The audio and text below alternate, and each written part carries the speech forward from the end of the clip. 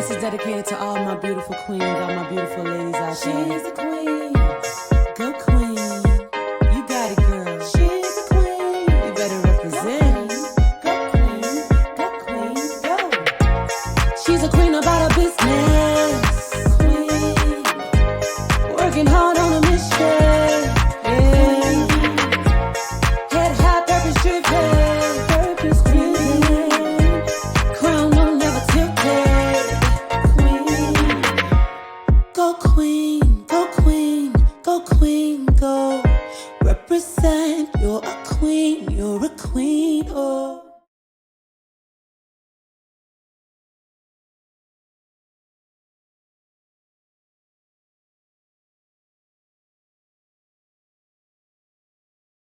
Guys, for joining another episode of the Key Chat podcast.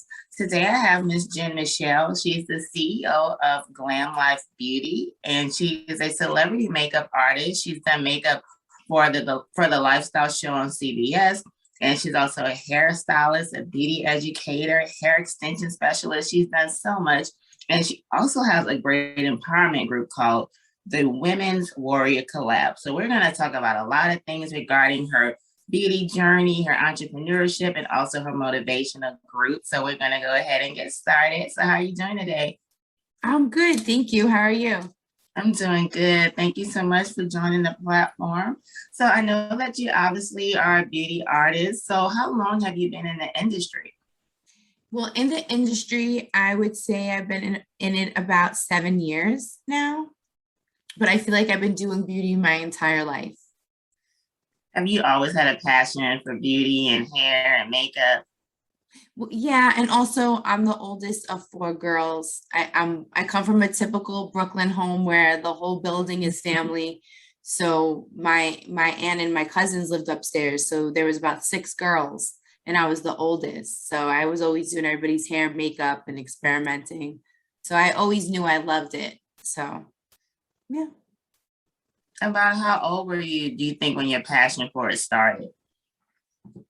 I don't remember, but I always loved beauty. I always admired, or I like to see the transformation even younger. I remember when we were younger, there was a girl in our neighborhood that, really didn't know how to take care of herself, or people would make fun of her and stuff. And I remember I'm like, let me do your hair and makeup. Like, let me do your hair, because she had hair, like she didn't know how to, style it and stuff. So I don't know. I think I always like to help people. And I love that she used to feel good at a young age. So I guess when I think about it, it started then. With my sisters and my cousins, it was just, being an older sibling, but any of the latest like hair trends, like I always did. I just always liked to look good. It was just something I loved, and I love to do it on other people.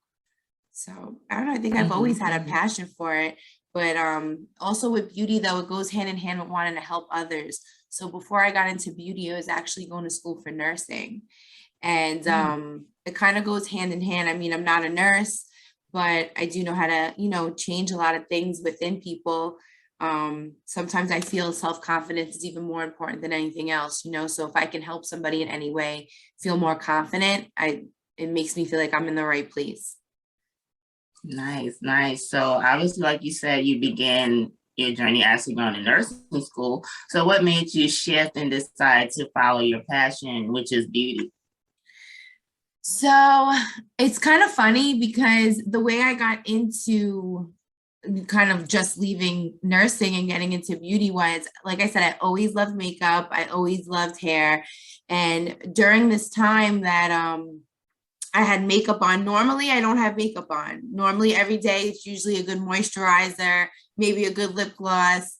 That's it, and this is when the contouring kits came out where everybody was learning to contour their face. And I'm a mom, so during the week, I usually do not have makeup on. But that day I was experimenting, and I went out with them to the mall, and I had like full beat. And a girl came over to me and asked me if I did makeup. I'm like, yeah, I do makeup. I was just, whatever, just talking. And she wound up taking my number and said she may need help for New York Fashion Week show doing makeup. And I'm like, all right, I gave her my number. I didn't think she was really going to call me. That night she called me, she needed help. So I went, I put together my own kit, and with my luck, one of the artists that were on hand didn't show up. So I got thrown into doing makeup on these girls. I always remember the first girl that ever did her eyebrows. This girl probably never forgot me. I always think of her eyebrows, so I wind up just doing, makeup that night. And when I went home, I said to my husband, I said, that's it. I'm not going back to school tomorrow. And he was like, all right. Everyone else thought I was crazy, but I knew I always wanted to help people. I love being around. I'm a real people's person, it's just who I am innately. But makeup I loved it. That day getting thrown in, most people would kind of shrivel up. I didn't. I'm like, all right, let's do this, and I just wanted to get really good at it. And then I became obsessed, I constantly tried different things, but, going from nursing day to night, a lot of people thought I was crazy, but I would have regretted it. And I knew that if I didn't pursue this, I would regret this. And it was the best decision I ever made. Wow, that is really empowering. And that's great that you decided to follow your dreams. And the fact that you did it abruptly, like, hey, I'm out, like I'm done with nursing school. I'm going to go ahead and follow this. I think that is absolutely amazing. So, and then it's good too that you have the support from your partner. I think that's always a plus too, that he was so supportive for you, when you made your decision. So like, I know, like you said, you worked in New York Fashion Week. You've also done some great things now, like with the Food Network, the Today Show, L'Oreal, QVC. How was that journey? Like, you originally started with nursing, but you knew you had this gift, this passion, and you followed your dreams, which is amazing. And it seems like you took off. So how has that experience been, just from someone approaching you in the mall and now, you're building your brand? It's been a journey. It's definitely a lot of lessons, but more blessings than anything. I don't know. I always kind of been the odd person out. My whole family, they're all on the board of ed, amazing. I just personally, it's not for me. I always felt like I didn't know where I belonged. So in my 20s, I struggled. In my 20s, I got my associates to start being a teacher because that's what everyone did in my family. I went to beauty school, I got my license, but then I didn't pursue anything with it. I don't know why, because I was always kind of told you really can't make money in beauty, so the journey's been crazy and it's nuts. I never really understood, when you hear some people say, like, you just know, right? You just know when something's for you. Whatever was the reason why I was there to do, everything plays a part in your life. Meeting that girl, if she never asked me, or I wouldn't be here, so I knew when I was in the middle of doing them, after I was done, like that high of the fast pacedness or just seeing the transformations, I loved it. And like I said, I became addicted, and I knew there's a million makeup artists, there's a million hairstylists. What would set me apart? So during that time, I actually got asked to shoot a pilot for a reality show called Jersey Queens. Now, I'm not from Jersey, I'm from New York. I do live in Jersey now. So I thought it was funny that I was going to do this, right? Because I'm like, well, I'm a queen, so, right? When I was there, I met a woman who was a publicist, and I just knew a publicist, you need that, right? Any official person needs a publicist. I really didn't know anything else. I just always took chances with myself. It's kind of crazy pretty bold of me when I think about it, but you know what? If there's one person, you can depend on, it is yourself, and it didn't matter to me if people thought I was crazy. It didn't matter if somebody didn't see my vision. I really felt genuinely that I knew this is my path. I mean, within a few years, I grew this brand, and it didn't happen on accident. It happened because this is where I'm supposed to be. Makeup got me in the door. My drive put me in it, but then my heart I felt like always made me a receptor for blessings, because I've always helped. I've always tried to give back. I never was cutthroat in an industry that's super cutthroat. I always kind of stayed true to who I was, which is really hard because at times, you're going to get tested, but I just kind of stayed on the course, and because I didn't want to make it other ways. I invested in a publicist who I said, listen, I don't have your money, like the fee to pay you, but I'll do my best. If you can just work with me for 3 months, that's it. And she did. And she took a chance with me and helped me. I met a lot of great people, and then that was it. And the rest just kind of came. Yeah. That's great. And I think you hit the nail on the head. Like, you believe in yourself. And that's the thing that's the most important out of anything, you know, because I think a lot of people, they do have a lot of dreams and gifts and talents, but, you know, they have self-doubt, which is natural, but you have to just take that plunge and truly believe in yourself. When you believe in yourself, it just pulls in that energy, you know, to catapult you and achieve your dreams.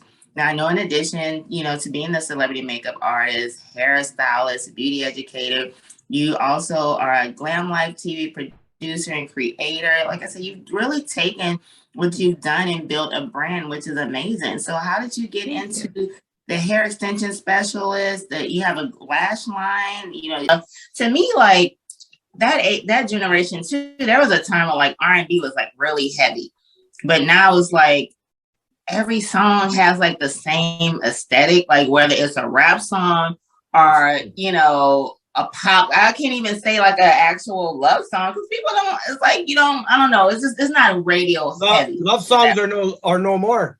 You know, I miss the days of listening to Geaux. Take me to the subway, I'll go down. But then even like David Hollister. Right.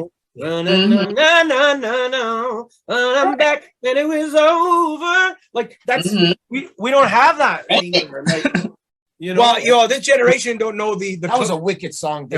Carl Thomas, Dave Hollister should have formed a super group, man. Oh, but even what's his name?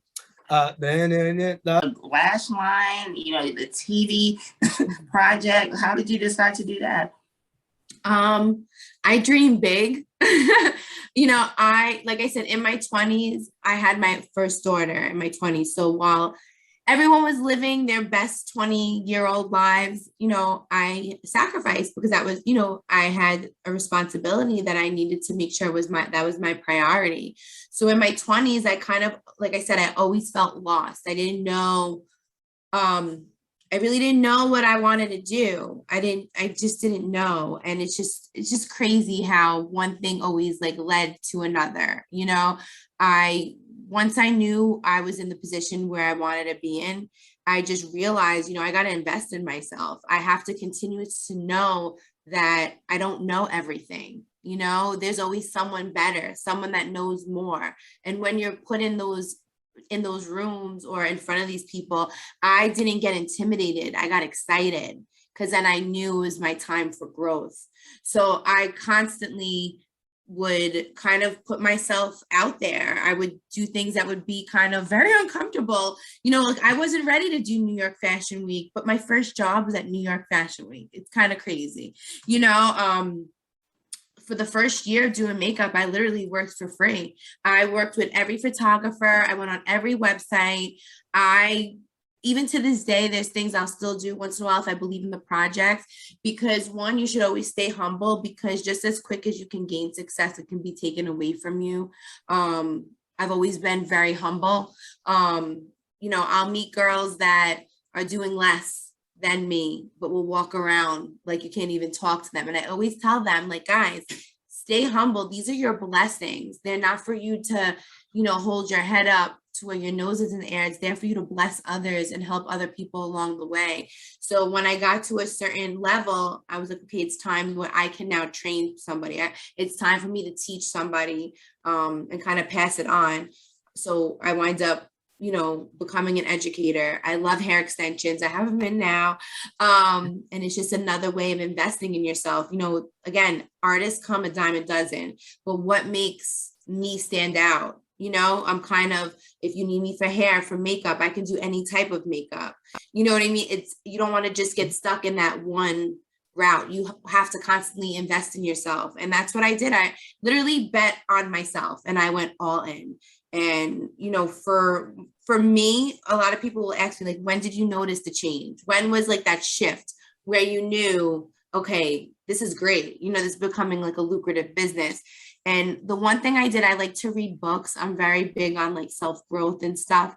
And I forgot the author, but she basically said, if you could give up anything for 6 months with no distractions, just solely just whatever's for your betterment, whether it be professional, whether it be personal, whatever type of growth you want, cut off any type of distractions. When I tell you, if it was not for my business or for my daughters, that was the only things that I did. I cut myself off from all of my friends.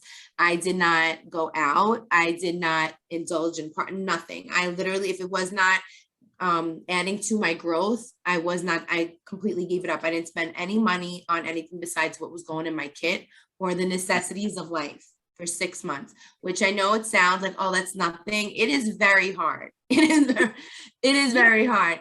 And in that 6 months, it changed my entire life. You know, wow. I was able to save money. I was able to invest more in my brand. So I don't just have lashes. I actually have a full line now. So I have eyeshadow palettes. I have bronzer, blush palettes. I also have an accessory line. I have lip glosses. I have creams, mattes. I have highlighters, you know, I have the lashes as well. And I also have detangle brushes, which are good for all types of hair, also extensions. One thing that I like is that I am from Brooklyn and it's so diverse. And I feel like a lot of small towns are kind of just very closed in. So when I came to Jersey, I really liked that. When I opened up my own shop, I made it into like a small Brooklyn. It was diverse. It was for all women. It was like you're, you want to go and hang out, but also get beautified, you know? So I always try to look at things full circle and how would I want it to be, and just constantly investing in my brand and learning. Wow, I love it. I love it. And that's another theme of our show, is dreaming big. Like, you have to dream big. So I wanted to ask you, just from the perspective of someone that works in the beauty industry, hair and makeup, I know there's always like little debates about women wearing hair extensions or wearing too much makeup. I'm sure you may have heard that. And sometimes people say, oh, well, it's not being natural. But me personally, I feel like women deserve to enhance their beauty. That's the way I look at it. And it also makes you feel better sometimes. So what's your take on that? Because I get kind of frustrated sometimes when I hear that, where it makes it seem like a woman isn't being her true self if she does choose to wear extensions or wigs and, you know, full beat, you know, but I just feel like whatever makes a person comfortable. So what do you think about that? Honestly, I'm going to be brutal. I personally feel whatever makes you feel better. It does not matter what anyone else, everyone will always have an opinion. If you want to put on those eyelashes, you pop them on. If you want to go all natural, do that. Whatever feels good in your soul. Listen, at the end of the day, everyone's always going to have something to say, right? So when you walk out of that house and you know you feel a little bit better, then so be it. I wear extensions. I'm a hair extension specialist. I'm an educator. You know, I am my walking business card, you know, so I always try to make sure I look a certain way. I'm in beauty. I can't walk around looking crazy and I'm in beauty, you know, but as far as, you know, like today, yes, is everything makeup? I mean, we see some incredible transformations, but you know what? It's a gift. Two, if you're able to afford it, do it. If you can and you work with it, do it. Whatever sits right with you. If you feel good, then do it. Screw everybody else. I love it. So let's talk about your Women Warriors collab. What's the group about and what's your goal with the group? I know it's basically centered on empowerment. I know that's one of your other platforms too as an entrepreneur. So let's talk about that. So the Women Warriors is so special to me for so many reasons. So with the Women Warriors, I always wanted to kind of put together a women's group. There's so many, I mean, there's hundreds of thousands of women's group. But whenever anyone says to me, you know, like, what makes your group stand out? The only way I can explain it, it's like an outlet of me, you know, where there is no room for negative energy. It's only straight positive energy in this group. It is a place where women can feel vulnerable and know that their voice is still going to be heard. They know that this is a space for them to come if they want to talk, you know, business, if they want to just connect with other women, if they want to get empowered every morning with our empowerment quotes. I do Zooms sometimes bi-monthly, twice a month, or sometimes I'll do it once a month, depending. And I like to do a lot of give back. It's basically a platform where women know that they can be seen, heard, supported, and people will give advice. You know, a lot of women I notice, and it goes for men too, I guess, but I can only speak on my encounters, is, you know, a lot of times women won't want to share. You know, they think if they share something that they know, it's going to take away from them. Whatever is meant for you is always going to come to you no matter what. And in my group, we share because, one, we're all at different levels. You know, I have some powerhouses and I have some women that are just starting out, or I have some women that, you know, some network marketers, or women that are maybe moms and maybe they're thinking about, or they just like the energy of the group. It's for all women. I don't want to say it's just for women of business. The majority, though, is women of business. The way it started was, majority of my clients are entrepreneurs. I was lucky enough to be surrounded by some really great women, and we all connected, you know, the power of the referral, you know, word of mouth is everything. So I would always kind of connect, like, oh, I know this client that does this, so let me connect. Why not just put a group together? Because the women that I do service, I have to say I'm very blessed with the clientele. These women I get like life lessons, you know, as they're in my chair, or I'm able to help, you know, one of them and connect or do something else, you know, because it's all about networking and, you know, kind of testing the waters. I'm all about various streams of income. So I have my hand in a bunch of different things. So I put everyone together. We empower each other. We also do give backs. I just had an event called the Women Warriors. It was Step Into Your Power event. I had 2 keynote speakers. I had a panel of just heavy house, like big powerhouse women that just come from all different walks of life, all different levels, but they've all are successful. And it was my women. Hey, yo, peace world. It's the Love King of R&B, Raheem Devon, and this is the Q Chat. Keep it locked right here. And it was my women's group. Then we had vendors, and we also donated to Sloan Kettering, because they match you what you donate. So that went to cancer, because Sloan Kettering is a cancer hospital. So we also try to give back. My mom is a survivor. I've had multiple relatives in my family. And I think either if we don't know somebody affected, we know somebody that, you know, is either fighting cancer or battling. So, or, you know, something else. So I just like to give back now. I feel like it's really important. It's imperative. And this group is just amazing. Right now, we're actually talking about doing something for women and children who are trying to flee domestic violent situations. So I really want to make a difference. You know, I have 3 daughters of my own. So I want them to see that, 1, I don't want them to have to depend on anybody. 2, I want them to know that they can be their own bosses. My younger daughters are putting together sugar scrubs for your lips. So at pop-up shops, you know, I let them sell it because I want them to start getting used to that. And I want them to know that they're supported.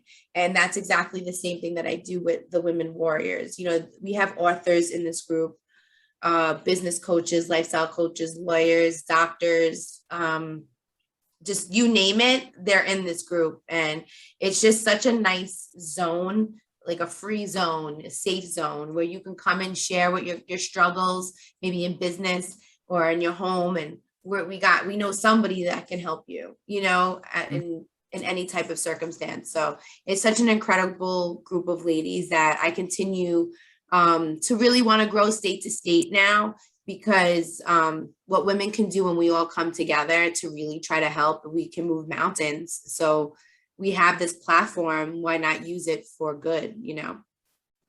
I love it. That is absolutely amazing. And it's great that not only have you started your brand, but you also focus on giving back. And I think that's so important, just as women and just being brand makers, to give back to people. So I really do appreciate that.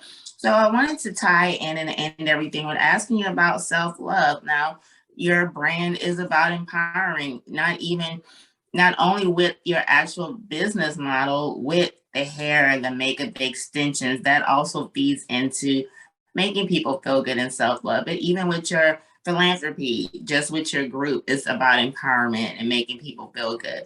So what's your take on self-love? How do you define it? And how also has self-love played a role in your life? Like, obviously, you're a gutsy gal, you know, you're you did it, you know what I'm saying? Like, you have that confidence in yourself, even if it seemed like at the time, like, am I really doing this? You really went for it. You know, you had the guts to follow your dream. So it does take, obviously, self-love for you as a person, personally, to have that confidence in yourself. So how do you define self-love, and what role has it played in your life? Okay. I may have you ask me the second question again if I self-love. And now it's crazy because I feel like this for me this year was a big year of growth, right? I feel like every you go through different times in your life where you're like, oh, I understood what they meant by that, or, you know, so I'm kind of at that stage in my life. So what I thought self-love was 10 years ago, 5 years ago, is not what I think of it now. So like when I think self-love, it's the way you talk to yourself. It is the way you set boundaries for yourself. It is the way that you allow people to treat you. It's also taking some time for yourself, listening to yourself. You know, I was always a people pleaser, but I would be stressed out, you know, or I would work so much because I wanted to be the hardest worker in the room, but I had to learn working smarter, not harder. You know, I wanted a different way of living, but I was not talking to myself in a different way. My mindset needed to change. You know, so I personally feel self-love is really what you allow.